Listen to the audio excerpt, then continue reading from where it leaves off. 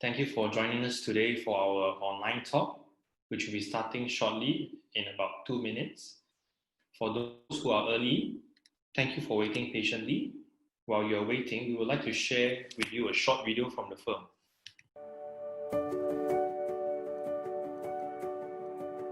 I founded the firm in September 1985 with the vision of seeking truth and justice for our clients and not just winning their cases. Over the years, the team has achieved many significant milestones. We are today recognized by the Legal 500, Asia Law Profiles, and Asian Legal Business as a recommended firm in various practice areas. While we have embraced technology to make our services efficient and responsive, we continue to grow on the bedrock of meticulous preparation and hard work, for which there is really no substitute. As legal practice becomes increasingly international, we keep ourselves ahead of the curve with our relationships with lawyers from around the world.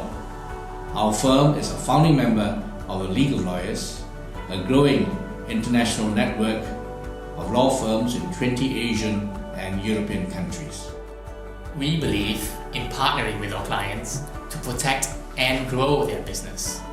We achieve this by holding firm to our values of integrity and justice, while giving our best to deliver effective and efficient solutions. Instead of just legal services, we focus on developing great working relationships based on understanding and respect. The firm invests in its team and emphasizes professional development. We are keen to share our knowledge and publish our articles on our website. And we also give back with our corporate social responsibility activities. We cultivate a passion for the law and enjoy what we do. This brings out the best in us for our clients today and tomorrow.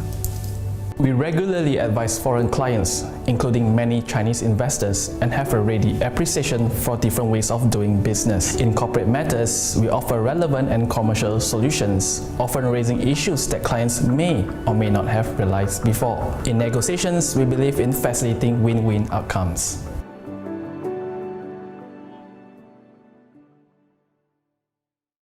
Okay, welcome everybody. Thank you for joining us for today's online talk. My name is Marcus. I'm an associate with MWKA & Associates, and I'll be your moderator for today's session. Before we start today's talk, let me introduce the firm and what we do.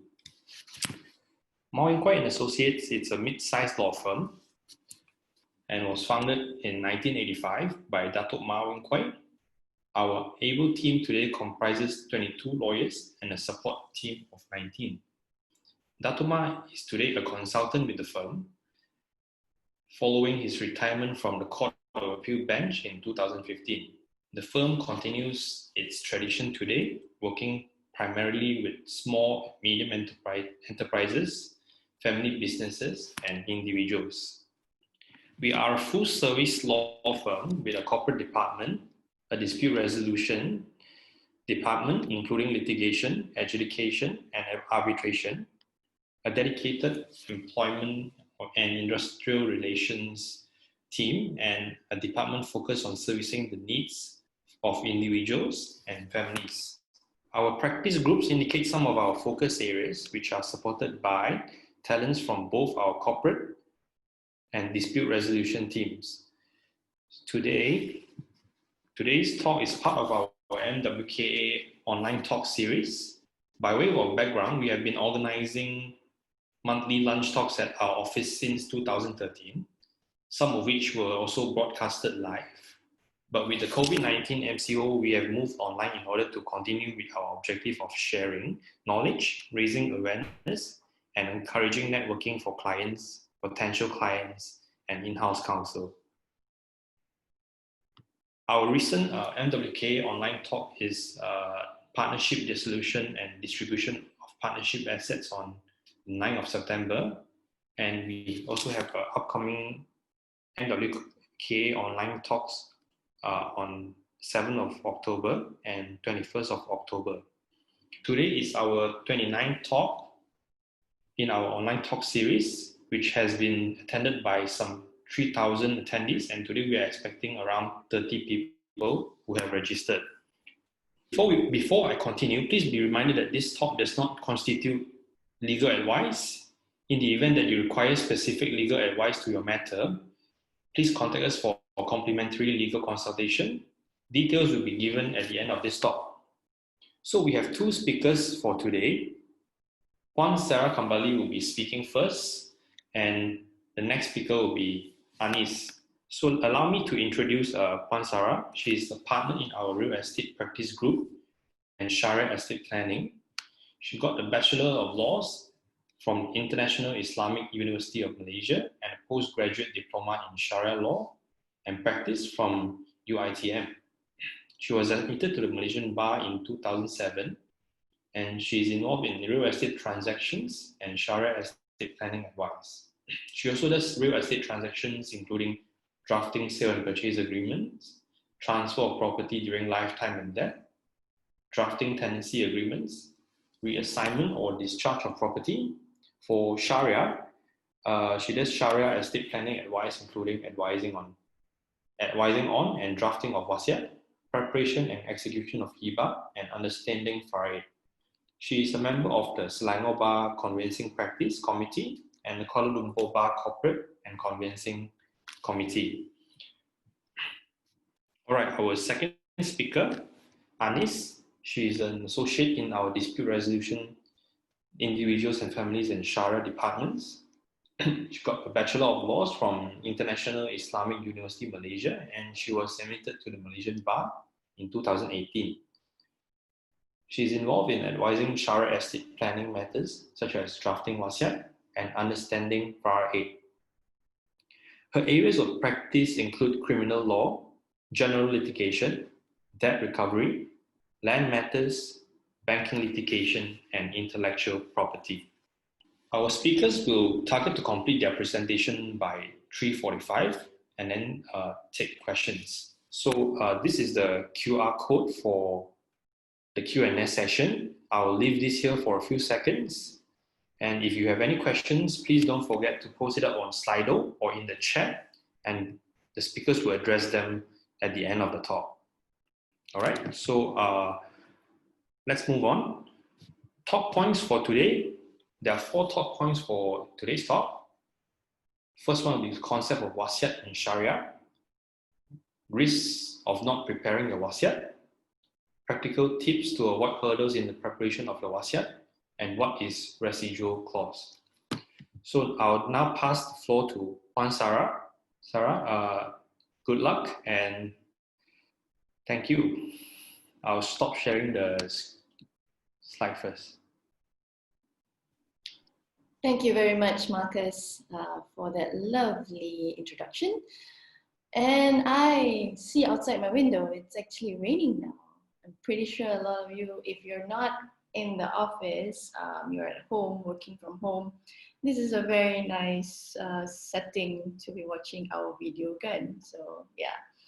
Anyways, I'm Sarah Kambali. I am, as Marcus said, the first speaker for this matter. So I shall share my slide. Give me one moment. I'm opening the slide right now. So basically today you are here because you want to know what are the practical tips with regards to preparing your wasiat with a lawyer, for example. And some of you might be a lawyer as well here. We're just sharing practical tips. It's not like base point forms. It's just like what we usually would do, the normal general stuff, okay? But for me, let's just start off with what we call it, the concept of it all. So hold on, yeah, let me just bring the, okay. So I shall start with the concept of wasiat in Sharia. So in my top points, you will see that it will be divided into these categories. You know, there'll be 2 things that I'll be talking about, the concept and also the risk. So in the concept, you'll be seeing all these subcategories, which is the definition. You know, law, you don't run from definition, okay? You have to know the definition so you know what wide the scope is for each and everything that you do. So you have the definition, and then I will introduce you to Faraid. What is Faraid? It's basically a fixed distribution, a fixed portion with fixed beneficiaries from the Quran and the Sunnah. Yeah. So another is portion of wasiat. What kind of portion? Because unlike wills, which is the non-Muslim of wasiat, wasiat you only can give a portion. So I will share that with you later. And the enactment. Here, when we call enactment, as you can see the star down there, is enactment refers to Muslim Wills Selangor Enactment 1999. Well, why I say Selangor is because Sharia matter, Islamic matter is a state matter. So every single state, they have their own enactments. So for example, I brought along with me so you guys can see, this is the enactment Wasiat Orang Islam Selangor, Muslim Will Selangor Enactment 1999. You will see this because this is what we use for the enactment. The concept of Wasiat Sharia in Malaysia follows this, okay? And then we have differences of what is Wasiat and what is Hibah. Why do you need to know about Hibah? You'll see later, okay? So next, so in the definition of it, Wasiat literally means wasa. Wasa is to connect, to give, to deliver, to promise. You know, the estate. When we say estate here, it's basically the property. Anything that's movable and immovable. It could be cash. It could be all the saham. It could be car, house. Okay, there's immovable and movable estate. So in the enactment itself, it says in section 5,